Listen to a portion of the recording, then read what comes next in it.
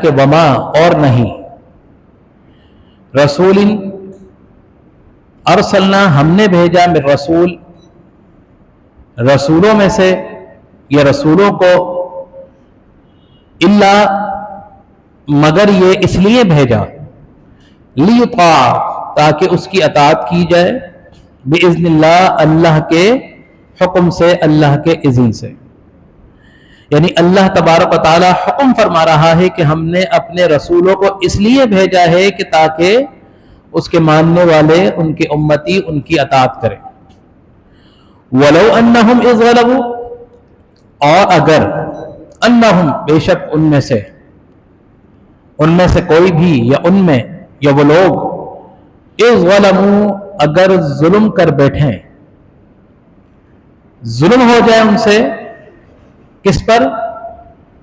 ابھی سامنے والے کا بیان نہیں ہو رہا کہ کوئی کسی دوسرے پر ظلم کر لے ابھی بات ہو رہی ہے انفسہم اپنی ذات پر اپنی جان پر اب یہاں بات آئے گی کوئی اپنی جان پر بھی کوئی ظلم کرتا ہے بظاہر تو اس کا جواب آئے گا کہ نہیں کوئی نہیں چاہتا کہ کوئی اپنے آپ کو کوئی نقصان پہنچائے یہاں تک کہ کوئی نہیں چاہے گا کہ اس کو کوئی باریک سا کوئی کانٹا بھی اس کے پاؤں میں چپ جائے کہیں سے کوئی خراش بھی اس کے لگ جائے کوئی نہیں چاہے گا اس کا کہ مالی طور پر اس کا 1 روپے کا بھی نقصان ہو کوئی بھی نہیں چاہے گا لیکن یہاں اللہ تبارک و تعالی ارشاد فرما رہا ہے کہ ولو اور اگر انہم وہ لوگ ان میں سے غلموا جب ظلم کر بیٹھیں انفسہم اپنی جانوں پر خود پر اب یہ اپنی جانوں پر ظلم کرنے کا مطلب کیا ہے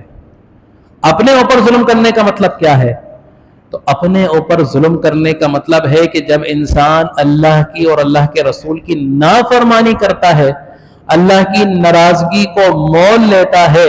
جب کوئی گناہ کرتا ہے تو اس کا مطلب یہ ہوتا ہے کہ اس نے کسی دوسرے پر نہیں اس نے اپنی آپ پر ظلم کیا ہے اپنی جان پر ظلم کر لیا ہے بظاہر تو اس کو نظر نہیں آ رہا لیکن یہ اس نے بہت بڑا اپنے آپ پر ظلم کیا ہے تو یہاں اللہ تبارک و تعالیٰ اس ظلم کا بیان فرما رہا ہے کہ جو لوگ اپنے آپ پر اپنے نفسوں پر اپنی جانوں پر ظلم کرتے ہیں تو اللہ تبارک و تعالیٰ ارشاد فرما رہا ہے کہ محبوب آپ فرما دیجئے کہ اگر ان میں سے کوئی ولو انہم اذ ظلموا اگر ان میں سے کوئی اپنی جانوں پر ظلم کر بیٹھے تو کیا کریں جاؤکا کہ آپ کی بارگاہ میں آ جائیں اس کی بارگاہ میں رسول خدا کی بارگاہ میں آ جائیں ظلم اپنی جان پر ظلم کر رہا ہے انفسہم کہہ کر گناہ اللہ کی نافرمانی کی اللہ کے حکم کی عدولی کی نماز نہیں پڑھی اور کوئی گناہ کر بیٹھے تو یہ کیا ہوا یہ اپنی جانوں پر ظلم ہوا بظاہر تو نظر نہیں آ رہا لیکن یہ ظلم جو اس نے بڑا ظلم کیا ہے یہ اس کو اللہ تبارک و تعالی مختلف صورتوں میں دنیا میں بھی دکھاتا ہے جس کا اس کو ادراک نہیں ہوتا اور بروز قیامت تو اس کے سامنے آئے گا ہی جب حساب و کتاب ہوگا تو اللہ تبارک و تعالیٰ تو ہر چیز واضح طور پر کھول کر سامنے رکھ دے گا کہ یہ تھے وہ اعمال یہ تھے وہ کرتوت یہ تھی وہ جزائیں اور یہ ہیں وہ سزائیں کہ جو تم نے نافرمانی کے عوض تمہارے سامنے ہے تم نے اچھے اعمال کیے تو یہ ہیں جزائیں تم نے برے اعمال کیے تو یہ ہیں سزائیں یہ وہ تمام معاملات ہیں یہ تمہاری آنکھیں بند ہونے سے پہلے دنیا کے اندر جو تم نے کیا تھا یہ وہ تمام کے تمام معاملات ہیں جو آج تمہارے سامنے ہیں مرنے کے بعد تو کسی پر کوئی عمل کی کوئی پکڑ نہیں ہوگی مرنے کے بعد آنکھیں بند ہونے کے بعد تو کوئی نہیں ہے آنکھیں بند ہونے سے پہلے جو معاملات کر لیے قیامت کے دن اسی کی معاملات کو آپ کے سامنے انہی کے اعمال کو انہی کی جزا اور سزا کے معاملات کو آپ کے سامنے رکھا جائے گا اور پھر بتایا جائے گا کہ ہاں یہ لوگ یہ ہیں وہ تمام کے تمام ذرائع جو تم نے دنیا میں کیے تھے وہ تمام کے تمام ثبوت یہ ہے اب اس کے مطابق اگر اچھا ہوگا تو جزا ملے گی اگر برا ہوگا تو سزا ملے گی لیکن زندگی ابھی باقی ہے اور اس زندگی کے اندر اگر مسلمانوں امت محمد صلی اللہ تعالی علیہ وسلم کو اس بات کا ادراک ہو جائے کہ گناہ کر بیٹھے ہیں، گناہ کا مطلب اپنی جانوں پر ظلم کر بیٹھے ہیں، جاؤک فاستغفر اللہ واستغفر لهم الرسول، کہ آپ کی بارگاہ میں آ جائیں اور اس کے بعد فاستغفر اللہ تبارک و تعالی سے توبہ کریں، فاستغفر اللہ سے توبہ استغفار کریں، اللہ سے معافی مانگے، واستغفر لهم الرسول، اے رب اور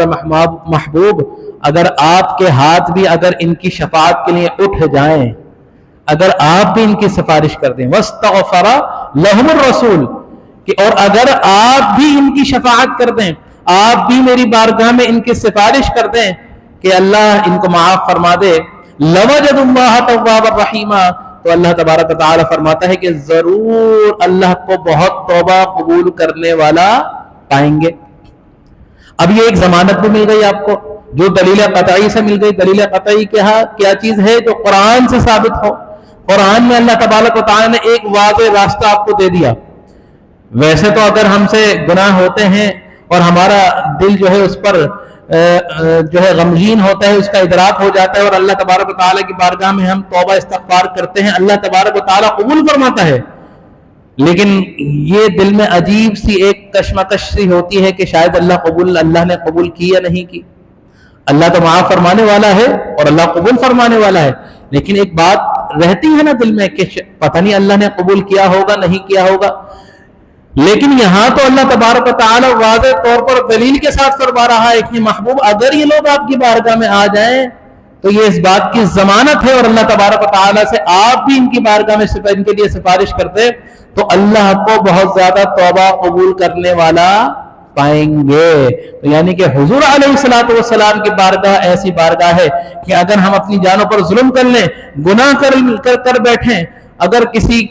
جو ہے کوئی بھی اس ایسا کام کر بیٹھے جس سے اللہ کی نافرمانی ہم سے سرزد ہوئی ہو، تو اللہ سے توبہ کرے اور اللہ کی بارگاہ، اللہ کے محبوب کی بارگاہ میں بیٹھ کر اللہ کے حبیب کی ذات کو وسیلہ بنائیں اور اللہ کے حبیب کی ذات کو وسیلہ پیش کر اللہ کو منانے کی کوشش کریں، تو یہ اس بات کی ضمانت ہے کہ اللہ تبارک و تعالی ہمیں معاف فرمائے گا۔ اور ایسے واقعات ہوئے ہیں۔ اب اس پر ایک سوال آتا ہے کہ یہ آیت کریمہ نازل ہوئی اس وقت تو صحابہ کرام حضور علیہ الصلوۃ والسلام کے جلووں کو دیکھ رہے تھے، ان کے پاس مواقع موجود تھے کہ اگر کوئی بات ایسی ہو جاتی تو حضور علیہ الصلوۃ والسلام کے دربار میں حاضر ہو جاتے اور اللہ کے رسول کو وسیلہ بناتے اور اللہ کے رسول سے یہ التجا کرتے کہ آپ ہمارے لیے سفارش کریں، تو اللہ کے رسول کا ہاتھ اٹھ جاتا تو ان کی اللہ تبارک و تعالیٰ ان کو معاف فرما دیتا۔ ایسے واقعات بھی موجود ہیں، لیکن ذہن میں سوال پھر یہ آتا ہے کہ اب وہ معاملات نہیں ہیں، اللہ کے محبوب ظاہری طور پر ہمارے سامنے موجود نہیں ہے، تو کیا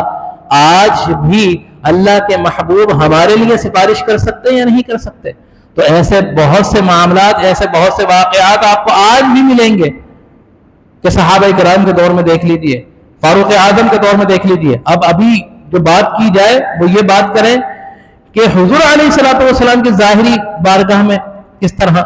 حضرت ابو لبابہ بن عبد المنذر رضی اللہ تعالی عنہ غزوہ بنو قریظہ کے موقع پر ایک خطا سرزد ہو گئی۔ اب اس خطا کو انہوں نے کس طرح اپنے طور پر اللہ سے توبہ طلب کرنے کی چاہا کہ انہوں نے اپنے آپ کو باندھ لیا، اور باندھنے کے بعد یہ عہد کیا کہ اللہ تبارک و تعالی جب تک مجھے معاف نہیں فرما دے گا اس وقت تک نہ میں کچھ کھاؤں گا، نہ کچھ پیوں گا، نہ کچھ چکھوں گا۔ کیا عہد کیا کہ جب تک اللہ تبارک و تعالی مجھے معاف نہیں فرما دیتا تو جب تک نہ میں کھاؤں گا، نہ پیوں گا، نہ چکھوں گا۔ حضور علیہ الصلوۃ والسلام کو جب یہ معلوم ہوا تو آقا علیہ الصلوۃ والسلام نے فرمایا کہ ابو لبابہ اگر میرے پاس آ جاتے تو اللہ تبارک و تعالی ان کو معاف فرما دیتا، لیکن اب جو کہ انہوں نے عہد کر لیا ہے اور اپنے آپ کو باندھ لیا ہے تو لہٰذا اب اللہ کی معافی کا انتظار کریں۔ یہ ہوا 7 دن ہو گئے، نہ کچھ کھایا، نہ کچھ پیا، نہ کچھ چکھا۔ 7 دن بعد غشی طاری ہو گئی۔ غشی طاری ہونے کے بعد اللہ تبارک و تعالی نے توبہ قبول کی۔ لوگوں نے بتایا کہ آپ کی توبہ قبول ہو گئی، بتایا کس نے کہ توبہ قبول ہو گئی؟ یہ کس نے بتایا کہ آپ کی توبہ قبول ہو گئی؟ یہ بھی تو دربار نبی سے معلوم ہوا کہ ابو لبابہ کی توبہ اللہ نے قبول فرما دی ہے۔ جب ہوش میں آئے، جب معلوم ہوا، تو پھر یہ عہد کیا کہ نہیں، میں اس وقت تک اپنے آپ کو نہیں کھولوں گا کہ جب آقا دو رحمت صلی اللہ تعالی علیہ وسلم اپنے اس خادم کو خود آ کر نہیں کھولتے۔ تو لہٰذا حضور علیہ الصلوۃ والسلام تشریف فرما ہوتے ہیں، اور حضرت ابو لبابہ جو اپنے آپ کو انہوں نے رسیوں سے باندھ لیا تھا ان کو کھول دیتے ہیں، اور اس طرح حضور علیہ الصلوۃ والسلام کی آمد کے موقع پر وہ اپنے آپ کو اس سے بری کرتے ہیں۔ اللہ تبارک و تعالیٰ توبہ قبول فرما، لیکن حضور نے کیا فرمایا تھا کہ وہ اس کو یہ اپنے آپ پر لازم نہیں کرتے، اگر میرے دربار میں آ جاتے تو اللہ تبارک و تعالیٰ یہ تو بڑا رحیم ہے، بڑا کریم ہے، اور میری بارگاہ ایسی ہے، اگر میں ان کے لیے توبہ کو کرتا، ان کے لیے اگر میں سفارش کرتا، تو یہ اپنے آپ کو جو انہوں نے زحمت میں ڈالا، اپنے آپ کو جو اس مشکل میں ڈالا، تو اس مشکل میں ڈالنا نہیں پڑتا۔ تو یہ حضور علیہ الصلوۃ والسلام کے ظاہری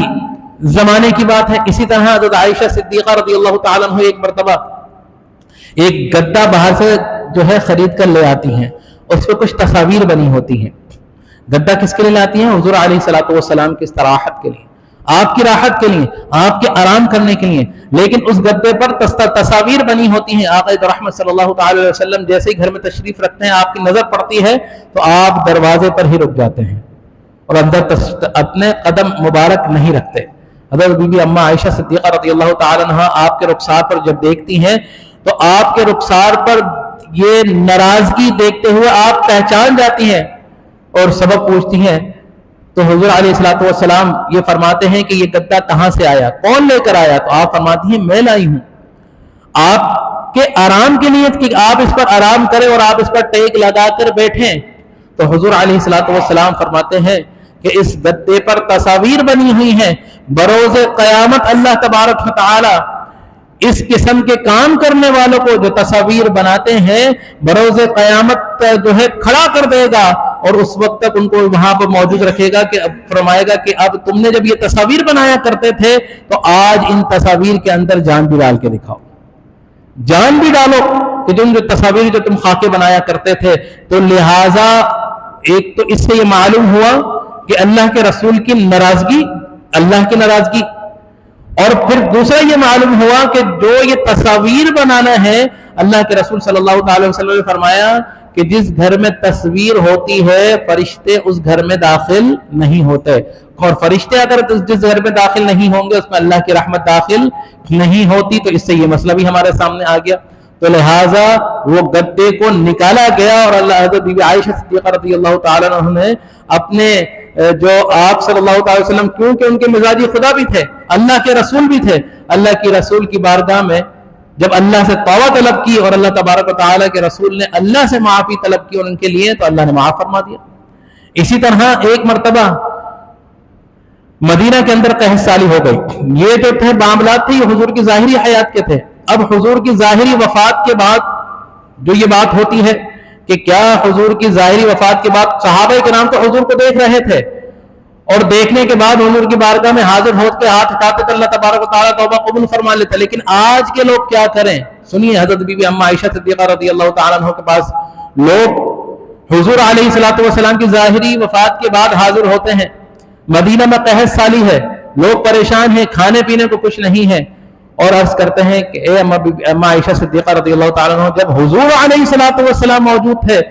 تو ہم آقا رحمت صلی اللہ تعالی وسلم کے چہرے اقدس کو وسیلہ بنا کر دعا کرتے تھے، اللہ تبارک و تعالیٰ وہاں بارش فرما دیا کرتا تھا۔ آج ہم کیا کریں، کہاں جائیں؟ تو حضرت بی بی اما عائشہ صدیقہ رضی اللہ تعالیٰ فرماتی ہیں کہ ایک کام کرو کہ حضور علیہ الصلوۃ والسلام کی قبر انور اور جو اس کا جو چھت ہے اس کے درمیان جو بھی بیچ میں واسطہ ہے اس کو ختم کر دو، یعنی اس طرح کہ آقا علیہ الصلوۃ والسلام کی قبر انور ہو، اور اللہ جو بیچ میں جو بھی کسی قسم کی چھت ہے یا جو بھی روشن دان ہے اس کو انہوں نے کہا کہ ایک روشن دان بنا دو، تاکہ بالکل حضور علیہ الصلوۃ والسلام کی قبر انور اور آسمان کے درمیان کوئی واسطہ نہ ہو۔ تو جس طرح صحابہ کرام فرماتے ہیں کہ جیسے ہی مدینہ والے فرماتے ہیں جیسے ہی ہم نے ایک روشن دان بنایا اور حضور علیہ الصلوۃ والسلام کی قبر انور اور آسمان کے اندر درمیان پردے جو تھے وہ ختم ہو گئے، دیکھتے ہی دیکھتے مدینہ کے اندر بارش شروع ہو گئی۔ اور اب فرماتے ہیں کہ اس قدر بارش ہوئی کہ جتنے اونٹ جو کمزور ہو گئے تھے، جن کے اندر کسی قسم کی جان نہیں تھی، دیکھتے ہی دیکھتے وہ اتنے موٹے تر و تازہ ہو گئے کہ ہمیں یہ گمان ہوا کہ کہیں یہ کھانے پینے کی وجہ سے قربہ ہونے کی وجہ سے کہیں یہ پھٹ نہ جائیں۔ اس قدر اللہ تبارک و تعالی نے فروانی جو ہے فرمائی۔ تو اللہ نے فرمایا کہ وَلَوْ أَنَّهُمْ إِذْ غَلَبُوا أَنفُسَهُمْ جَاءُوكَ وَاسْتَغْفَرُوا اللَّهَ وَاسْتَغْفَرَ لَهُمُ الرَّسُولُ کہ اے مومنو اپنی جانوں پر جب ظلم کر بیٹھو تو اللہ تبارک و تعالی کی بارگاہ میں توبہ کرو اور میرے رسول صلی اللہ تعالی وسلم کی بارگاہ میں حاضر ہو جاؤ۔ جب میرے رسول صلی اللہ تعالی وسلم کے ہاتھ تمہارے لیے اٹھے جائیں گے تو اللہ تبارک و تعالی اس بات کی گارنٹی دیتا ہے کہ تو اللہ تبارک و تعالی تمہاری توبہ کو قبول فرما لے گا۔ اور علماء کرام یہاں بھی اس طرح بھی فرماتے ہیں کہ آقا رحمت صلی اللہ تعالی وسلم اپنے ہر امتی کے گھر تشریف فرما ہوتے ہیں، ہر امتی کے گھر۔ آقا علیہ الصلوۃ والسلام اپنے گھر میں داخل ہونے سے کیوں رکے؟ کیوں کہ ایک ایسا بستر لایا گیا کہ جس پہ نقش بنے ہوئے تھے، جس پہ تصاویر بنی ہوئی تھی۔ اللہ کا رسول بھی اس گھر پہ قدم رکھنے سے رک گیا، اپنا گھر تھا۔ اور آقا رحمت صلی اللہ تعالی وسلم نے فرمایا کہ فرشتے ایسے گھر میں داخل نہیں ہوتے۔ تو آج دیکھ لیجئے کہ ہمارے گھروں میں ایک نہیں کئی تصاویر لگی ہوئی ہیں۔ اگر اس قسم کی کوئی تصاویر ہے تو آقا رحمت صلی اللہ تعالی وسلم کا تو واضح فرمان ہے کہ اس طرح کے معاملات کو اپنے گھروں سے پاک کریں، اور ایسے معاملات جس سے اللہ اور اس کا رسول ناراض ہوتا ہے ان قسم کے معاملات سے بھی اپنے آپ کو دور رکھے۔ کیوں کہ اللہ تبارک و تعالی کا رسول اپنے ہر عاشق کے گھر تشریف فرما ہوتا ہے۔ اور آقا اگر کوئی عام مہمان اگر ہمارے گھر پر آ جائے تو ہم اپنے گھر کو بڑا صاف رکھتے ہیں، بڑا مہکاتے ہیں کہ بھئی مہمان آنے والا ہے، کہیں بھی کوئی گندگی کوئی نقص ہمارے گھر کا اس کے سامنے ظاہر نہ ہو جائے۔ اور ہمیں جب یہ معلوم ہو کہ کائنات کا سردار ہمارا آقا اللہ کا محبوب صلی اللہ تعالی وسلم ہمارے گھر میں تشریف فرما ہونے والا ہے تو ہمیں کس قدر اپنے گھر کو پاک اور صاف رکھنا چاہیے۔ تو لہٰذا اللہ تبارک و تعالی سے یہ دعا کرنی چاہیے کہ اللہ تبارک و تعالی ہمیں صحیح طور پر قرآن کو پڑھنے کی سمجھنے کی توفیق عطا فرمائے، اور آقا رحمت صلی اللہ تعالی وسلم کی غلامی کا پٹھا مضبوطی سے اپنے گلے میں پہننے کی توفیق عطا فرمائے، آقا رحمت صلی اللہ تعالی وسلم سے پکی سچی محبت کرنے کی توفیق عطا فرمائے۔ آمین۔ وآخر دعوانا الحمدللہ رب العالمین۔